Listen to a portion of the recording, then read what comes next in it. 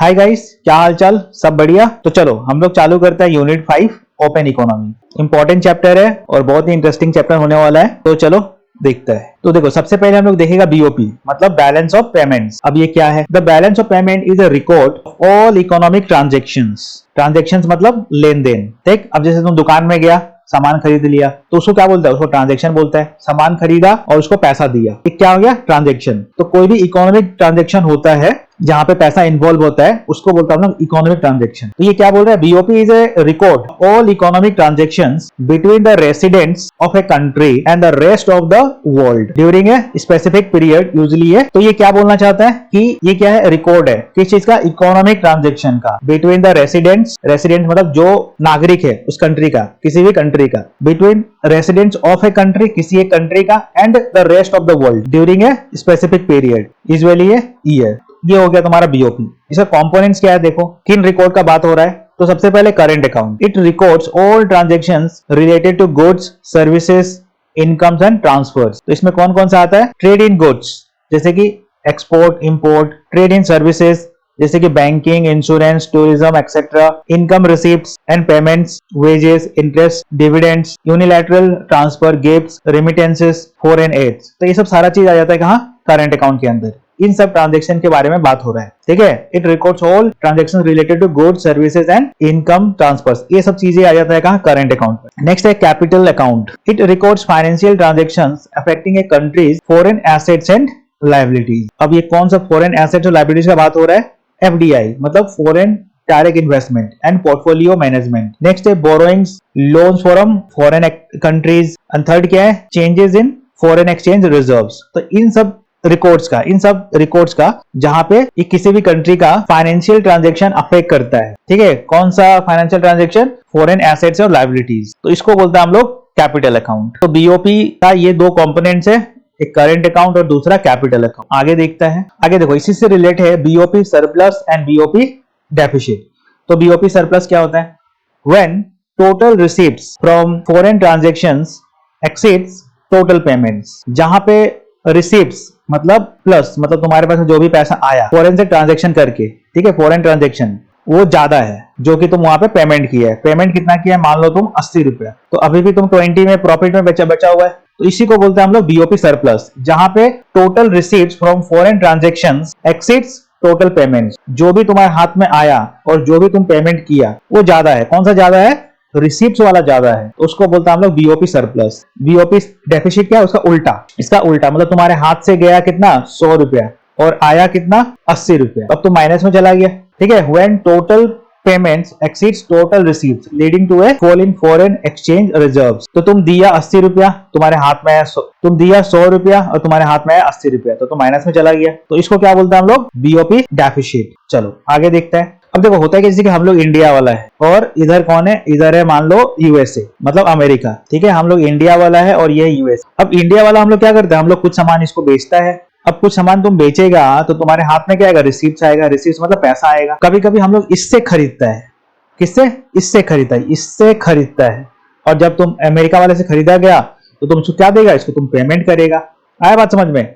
तो अगर तुम इसको बेच रहा है, कुछ भी सामान, कुछ भी ट्रांजेक्शन कर रहा है, कुछ भी लेन देन कर रहा है, तो तुम्हारे हाथ में क्या आएगा? रिसीप्ट। और जब भी तुम इसे खरीदेगा तो तुम्हारे हाथ से क्या जाएगा? पेमेंट। तुम इसको क्या करेगा? पेमेंट। तो अगर रिसीप्ट ज्यादा हो गया तो उसको बोलते हैं हम लोग बीओपी सरप्लस, और अगर पेमेंट ज्यादा हो गया तो उसको क्या बोलते हैं हम लोग? BOP deficit. आसान भाषा में बस इतना समझ जाओ। चलो आगे देखते हैं। आगे है अपना foreign exchange market and exchange rates. Foreign exchange market, अब ये क्या होता है? तो देखो, एक global decentralized market where currencies of different countries are bought and sold. Major participants include banks, central banks, businesses and investors. ये क्या है?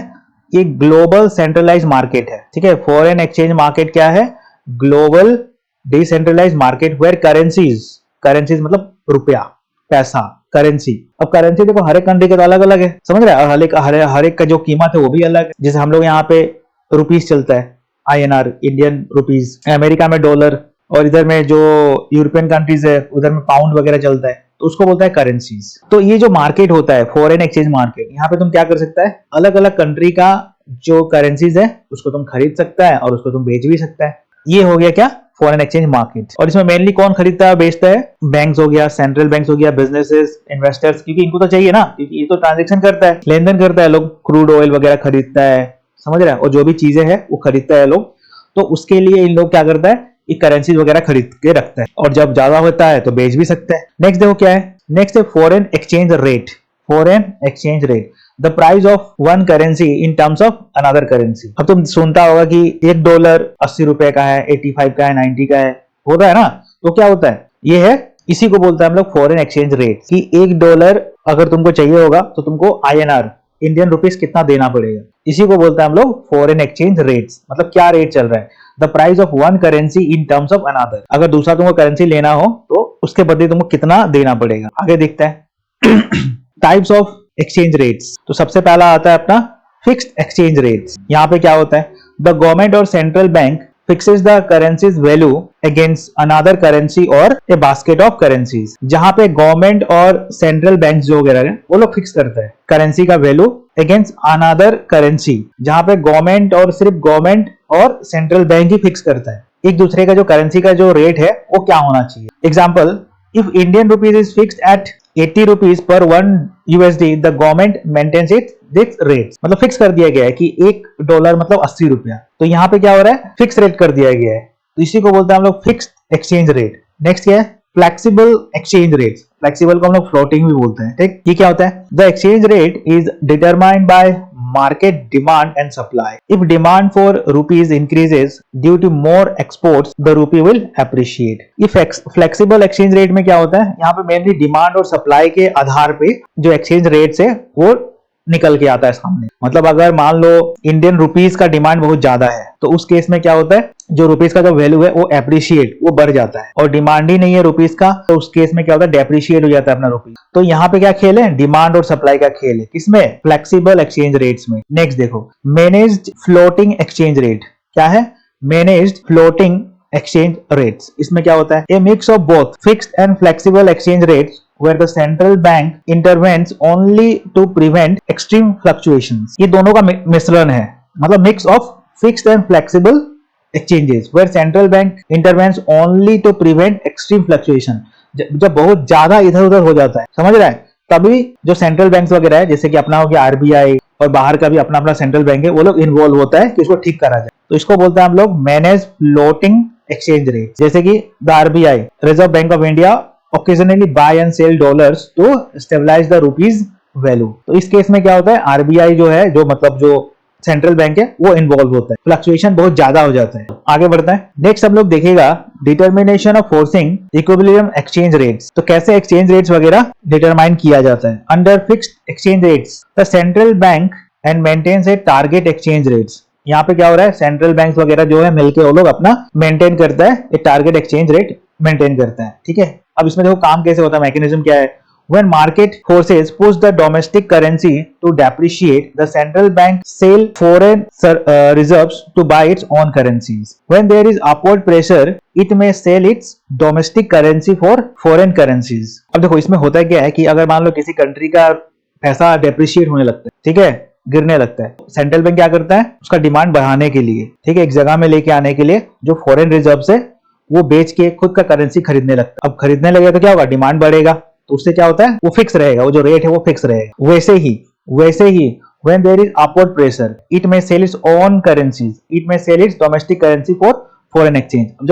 जब डिमांड बहुत ज्यादा है तो वो क्या करता है, जो खुद का जो करेंसी है वो बेचने लगता है और फॉरेन रिजर्व्स खरीदने लगता है, फॉरेन करेंसीज खरीदने लगता है, ठीक है। इसमें क्या होता है, the exchange rate is forced to remain at the fixed level. Next क्या है, फ्लेक्सिबल एक्सचेंज रेट्स। ये कैसे मेंटेन होता है और डिटरमाइन होता है, the rate is determined by market demand and supply for foreign exchange. यहाँ पे मेनली मार्केट पे डिपेंड करता है कि उस करेंसी का डिमांड कैसा है और सप्लाई कैसा है, ठीक है। डिमांड अगर बहुत ज्यादा है तो वो एप्रिशिएट होने लगता है, एप्रिशिएट में उसका वैल्यू बढ़ने लगता है, और सप्लाई मतलब हर एक आदमी बेचना चाहता है तो उसका वैल्यू गिरने लगता है, समझ रहे हैं, किसका, करेंसी का। तो देखो अब ये काम कैसे करता है। If demand for foreign currency increases, example due to higher imports, the domestic currency depreciates. अब देखो होता क्या है कि मान लो अगर हम लोगों को यूएसए से कुछ खरीदना है, ऑयल खरीदना है, कुछ भी खरीदना है, तो हम लोग उसको पेमेंट क्या में करना पड़ेगा, डॉलर में पेमेंट करना पड़ेगा। तो तुम जब डॉलर खरीदेगा तो तुमको तो जो डॉलर का वैल्यू है और डिमांड है वो बढ़ने लगेगा। जब डॉलर का डिमांड बढ़ेगा तो क्या होगा, जो अपना जो खुद का जो करेंसी है वो गिरने लगेगा। आ रहा है बात समझ में? मतलब तुमको अगर मान लो यूएसए से ऑयल खरीदना है, तेल खरीदना है, कच्चा तेल खरीदना है, तो तुमको पेमेंट क्या में करना पड़ेगा? तो उस समय में क्या करना है, तुमको डॉलर खरीदना पड़ेगा। तो जब तुम डॉलर खरीदेगा तो तुम्हारा जो खुद का करेंसी है उसका वैल्यू गिरने लगेगा। तो अगर फॉरेन करेंसी अगर बढ़ता है, उसका डिमांड बढ़ता है, तो अपना खुद का जो करेंसी जो है ना वो डेप्रिशिएट होने लगता है, उसका वैल्यू गिरने लगता है। और वैसे ही if the supply increases the domestic currency appreciates, उसका उल्टा, ठीक है, उसी का उल्टा। नेक्स्ट देखो इसमें क्या होता है, the equilibrium exchange rate is established at the intersection of the demand and supply curves in the foreign exchange rates. तो इससे क्या होता है, the equilibrium exchange rate established at the intersection of the demand and supply curve. जब demand supply curve मिलता है तब जाके एस्टेब्लिश होता है उसका एक्सचेंज रेट एस्टेब्लिश होता है। तो ये था अपना determination of exchange rates under fixed exchange rates और फ्लेक्सिबल एक्सचेंज रेट्स। ठीक है, चलो आगे बढ़ते हैं। नेक्स्ट हम लोग देखने वाला है merits and demerits of exchange rate systems. तो चलो पहले देखते हैं हम लोग merits of fixed exchange rates. Fixed exchange rates का मेरिट्स क्या है, मतलब अच्छा चीजें क्या है। अगर फिक्स्ड रहता है एक्सचेंज रेट्स तो वहां पे स्टेबिलिटी रहता है, provides certainty in international trades. तो पहला पॉइंट क्या है, स्टेबिलिटी रहता है, मतलब ज्यादा फ्लक्चुएट नहीं होता रेट वगैरह। ठीक है, दूसरा क्या है, controls inflation, prevents excessive currency fluctuation. तो करेंसी का जो प्राइसेस है उस पर ज्यादा फ्लक्चुएशन नहीं रहता है। नेक्स्ट क्या है, promotes investment, reduce exchange rates risk for investor. तो इसमें क्या होता है कि इन्वेस्टमेंट वगैरह भी अच्छा रहता है, क्योंकि अब देखो अब मान लो रुपीस का वैल्यू आज समझ रहा है, मतलब $1 के लिए तुमको 80 देना पड़ रहा है, अब 2 महीना बाद में 85 देना पड़ रहा है $1 के लिए। तो फ्लक्चुएट बहुत ज्यादा हो रहा है ना, तो उससे क्या होता है, जो इन्वेस्टर्स वगैरह है जो तुम्हारे कंट्री में इन्वेस्ट करना चाहते हैं उनको भी डर बना रहता है कि हमारा कहीं पैसा फंस ना जाए। तो आगे देखो नेक्स्ट इसका हम लोग डीमेरिट्स देखते हैं। Requires large reserves, fix rate maintain करने के लिए तुमको क्या चाहिए होगा, रिजर्व चाहिए होगा बहुत ज्यादा। The central bank needs huge foreign exchange reserves, क्योंकि तुमको मेंटेन करना है तो जब भी वैल्यू गिरता है तो तुमको खरीदना पड़ेगा करेंसीज वगैरह, और जब कभी तुमको बेचना भी पड़ेगा तो उसमें क्या होगा, तुमको रिजर्व्स वगैरह तुमको रखना पड़ेगा, फॉरेन एक्सचेंज रिजर्व्स तुमको रखना पड़ेगा। नेक्स्ट है no monetary policy independence, the country can not freely adjust interest rate. Next है risk of BOP crisis, reserves deplete the system collapses. तो अगर बीओपी बहुत ज्यादा हो जाता है, ठीक है, बैलेंस ऑफ पेमेंट अगर बहुत ज्यादा हो जा रहा है तो इसमें सिस्टम कोलैप्स भी हो सकता है। तो ये था अपना merits and demerits of exchange rates. Merits of flexible exchange rates, automatic adjustment, the rate adjust to correct trade imbalances. अब इसमें क्या हो रहा है, इसका मेरिट ये है कि क्योंकि वहां पे डिमांड और सप्लाई का खेल है सारा, अगर डिमांड ज्यादा है तो बढ़ेगा, सप्लाई ज्यादा है तो कमेगा, तो इसमें जो एडजस्टमेंट है वो अपने आप हो जाता है। No need for reserves, the central bank does not need to maintain foreign reserves. और लास्ट क्या है, monetary policy independent, the government can control inflation and interest rates. इसका डीमेरिट्स क्या है देखो, high volatility, frequent fluctuation create uncertainty in trade. अब क्योंकि demand और सप्लाई के ऊपर डिपेंड करता है तो इसमें क्या है, वॉलेटिलिटी बहुत ज्यादा है। वॉलेटिलिटी मतलब फ्लक्चुएशन, उतार चढ़ाव, ठीक है, मतलब कभी बहुत वैल्यू गिर गया, कभी बहुत वैल्यू बढ़ गया, तो वो चीजें रहते हैं। Inflationary risk, if the currency depreciates too much import prices increases. अब होता क्या है कि इन्फ्लेशनरी रिस्क भी हो सकता है, क्योंकि अगर बहुत ज्यादा डेप्रिशिएट हो गया तुम्हारा करेंसी तो उसमें क्या होगा, तुम्हारा जो इंपोर्ट होगा, मतलब जो तुम बाहर से खरीदना चाहता है सामान, तो उसमें तुमको ज्यादा पैसा देना पड़ेगा, वहां पे डॉलर लगता है। नेक्स्ट क्या है, speculation risk, speculators can destabilise the currency value. तो इसमें क्या होगा कि कोई ट्रेडिंग वगैरह होता है इसमें, मतलब बहुत ज्यादा कुछ खरीद लिया, कोई बेच दिया, तो ये चीजें भी इसमें इन्वॉल्व रहता है। तो ये था पूरा अपना चैप्टर ओपन इकोनॉमी यूनिट 5। तो आई होप कि तुम लोगों को समझ में आया होगा। अगर समझ में आया तो नीचे लाइक कर देना और बताओ अगर किसी पॉइंट में डाउट है तो उसको वापस डिस्कस करते हैं हम लोग, ठीक है। और एग्जाम बढ़िया से देना, किल कर देना एग्जाम में, समझ रहा है। चलो बेस्ट ऑफ लक।